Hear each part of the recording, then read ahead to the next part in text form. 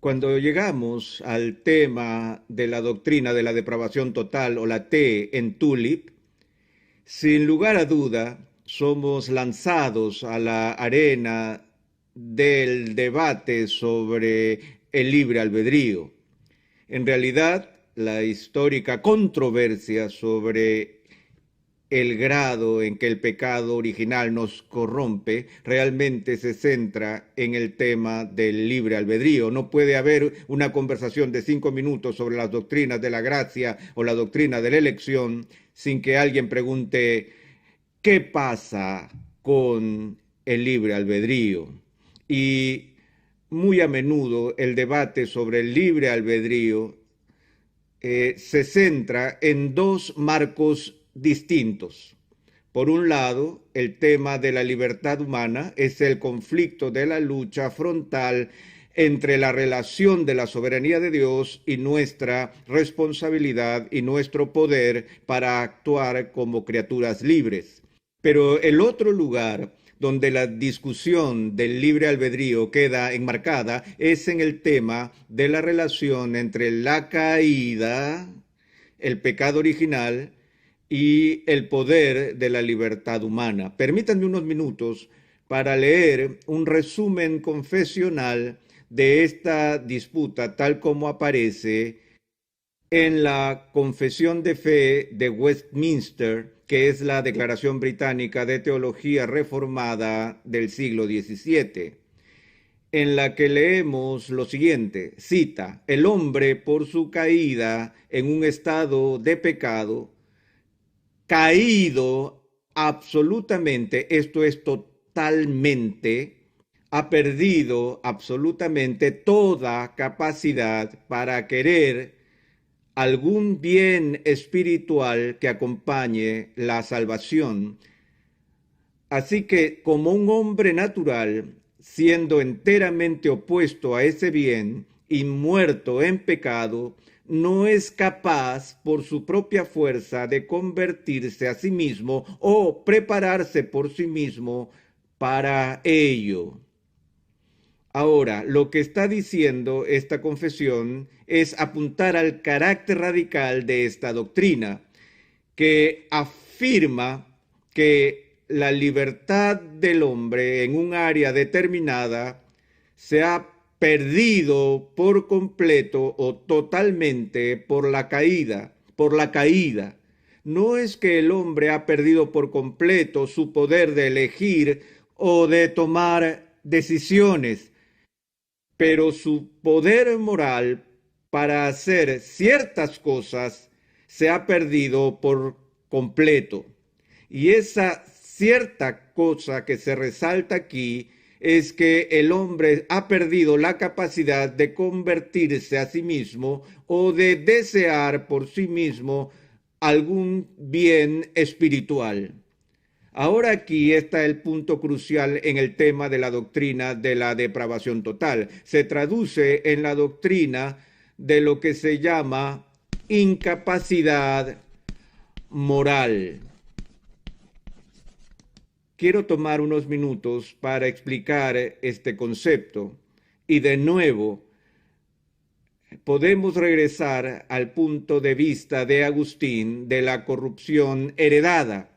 Pelagio no estuvo de acuerdo con esto y dijo que la caída de Adán afectó solo a Adán, que no hay consecuencias para las generaciones futuras y la semilla del pecado de Adán es solo por imitación y no a causa de alguna transferencia o transmisión de la condición humana caída.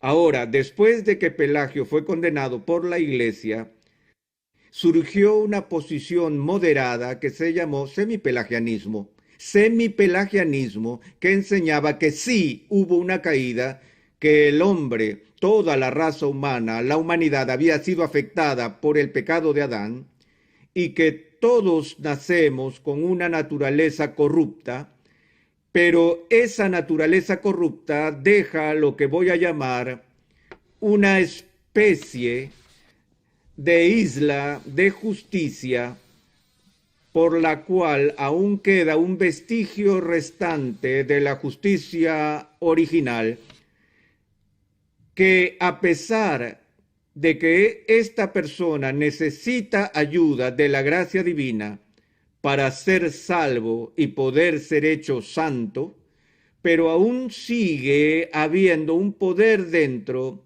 de la voluntad de la criatura que puede cooperar con la gracia de Dios o rechazar la gracia de Dios. Así que en el análisis final, la razón por la cual algunas personas vienen a Cristo y otras no, por la que algunos serán redimidos y otros se perderán, está basada en última instancia en la decisión humana y en ese poder que permanece en la voluntad después de la caída.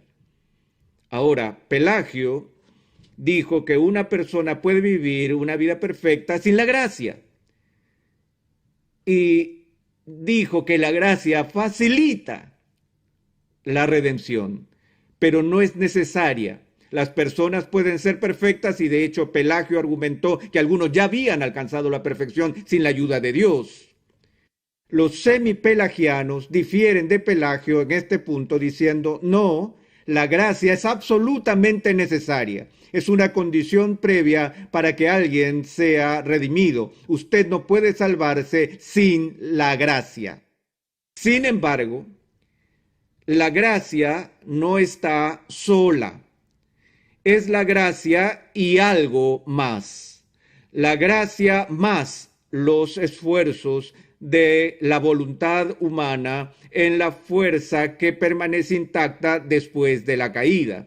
Agustín fue uno de los principales artífices de la idea que se recuperó en el siglo XVI en la Reforma, en una de las solas de ese momento, la famosa idea de sola gratia, solo por gracia. Agustín decía que la caída es tan profunda y que el poder del pecado es tan fuerte en el corazón humano que solo Dios, por su gracia y solo por su gracia, puede cambiar la disposición del alma humana para llevar a esa persona a la fe. Así que el tema aquí es si el hombre caído tiene la capacidad intacta, el poder moral intacto para inclinarse a sí mismo o abrazar en su propia fuerza las ofertas de ayuda y asistencia que nos llegan de Dios. O es necesario que Dios haga el trabajo inicial de la recreación en el alma antes que la persona caída tenga el poder moral de decir sí al Evangelio. Así que de lo que estamos hablando acá es lo que se llama la iniciativa divina. Agustín diría esto, que antes de que una persona venga a Cristo, Dios obra de manera unilateral, monergista, independiente y soberana, cambiando el alma del pecador, rescatando al pecador de la prisión de la esclavitud moral, por la cual, por naturaleza, él está muerto en sus delitos y pecados, y en ese estado de muerte espiritual es moralmente incapaz de levantarse a sí mismo. Por lo que Dios tiene que venir y respirar nueva vida espiritual y poder en el alma de esa persona. Y usando el lenguaje de Pablo para sacarlo de un estado de muerte espiritual y producir fe en el corazón de la persona antes que esa persona tenga el poder de venir a Cristo. Ahora bien, esas personas vienen a Cristo y eligen a Cristo, vienen voluntariamente y con alegría y todo lo demás, pero no antes o hasta que Dios haga su obra por gracia soberana en llevar a esa persona de la muerte espiritual a la vida espiritual. A eso lo llamamos renacer monergista o regeneración monergista, que significa que es obra de Dios únicamente y nada hay que pueda hacer para ganarlo, para merecerlo, para lograrlo o para provocarlo. Tengo que dejar este caso, en última instancia, en la gracia de Dios y en la gracia de Dios solamente. Ahora, uno de los textos bíblicos importantes que habla de estos se encuentra en el Evangelio de Juan, en el que Jesús hace una asombrosa declaración. Él dice en el verso 63, el Espíritu es el que da la vida, la carne nada aprovecha. Las palabras que yo os he hablado son espíritu y son vida, pero hay algunos de vosotros que no creen, porque Jesús sabía desde el principio quiénes eran los que no creían y quién le había de entregar. Y dijo, por eso os he dicho que ninguno puede venir a mí si no le fuere dado por el Padre. Ahora recordamos la conversación anterior de Jesús con Nicodemo, el que vino de noche. Jesús habló de la necesidad que tiene una persona de nacer de nuevo.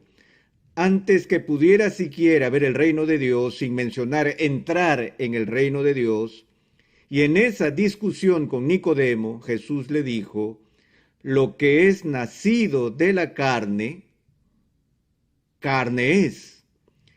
Y lo que es nacido del Espíritu, Espíritu es.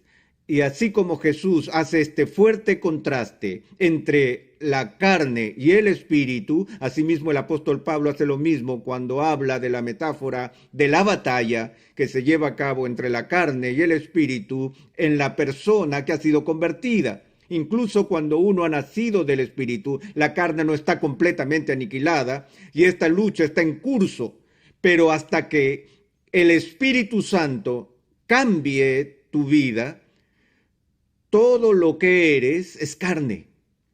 Esto es lo que Jesús le dice a Nicodemo.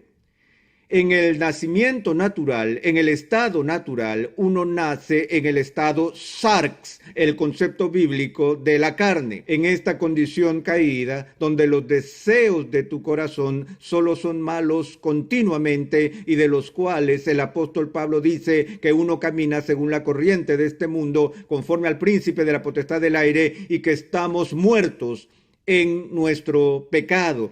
Esa es la condición de la carne. Ahora aquí en Juan 6, Jesús dice, la carne aprovecha, ¿para qué? Para nada.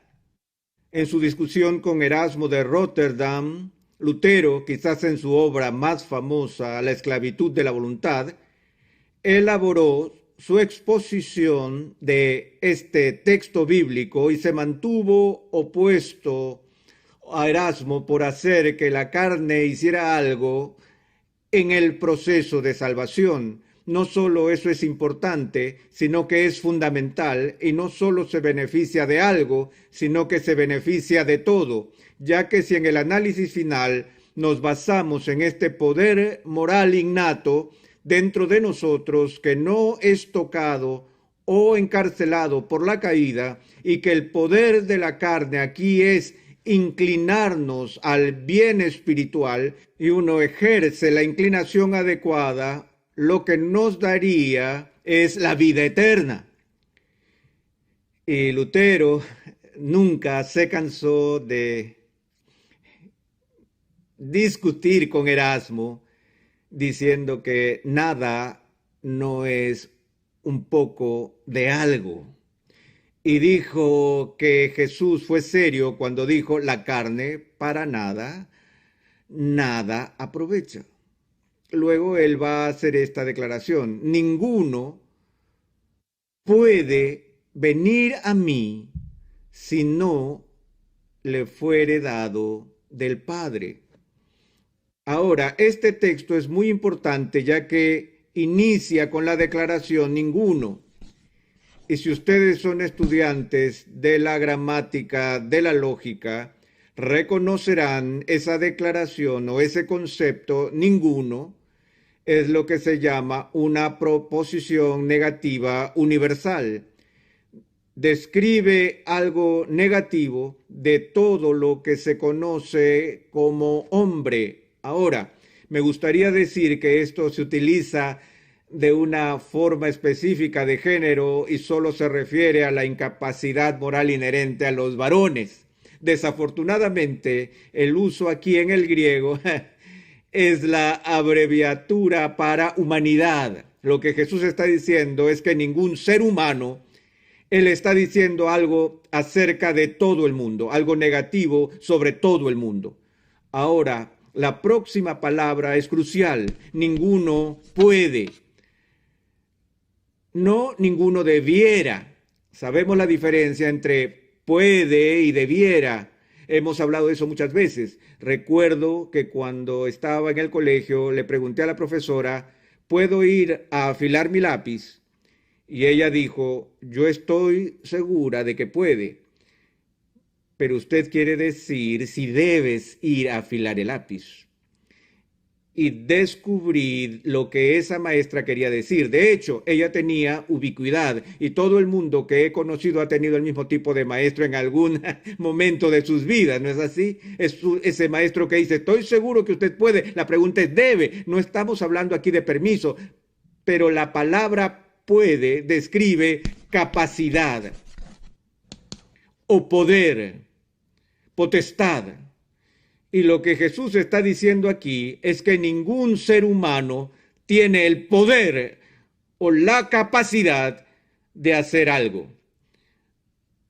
Ahora, estas son palabras fuertes viniendo de los labios de nuestro Señor. No se trata de Agustín o Calvino, Lutero. Este es el mismo Cristo que dice algo acerca de la capacidad del hombre.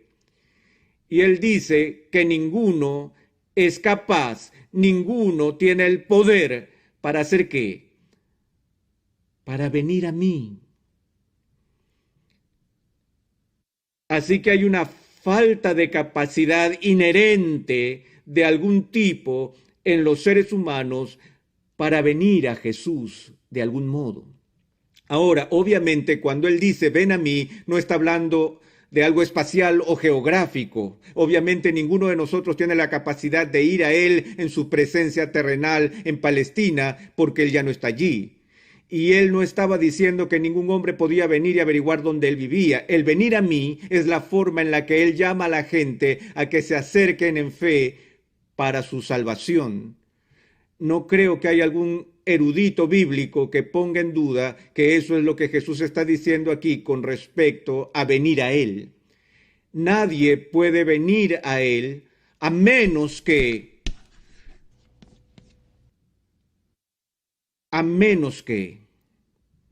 Ahora, a menos que indica una condición necesaria a cumplirse antes que una consecuencia deseada pueda ocurrir. Así que a menos que apunta a un sine qua non, algo absolutamente esencial que tiene que ocurrir antes que una persona pueda venir a Jesús.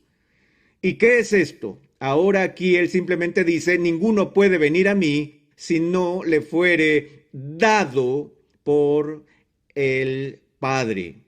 Más atrás en el texto dice, ninguno puede venir a mí si el Padre que me envió no le trae o lo atrae, aunque la palabra que se usa allí es la palabra que la mayoría de los diccionarios traducen como la palabra obligar. No es simplemente un incentivo externo como tratar de atraer a la gente a ir a él.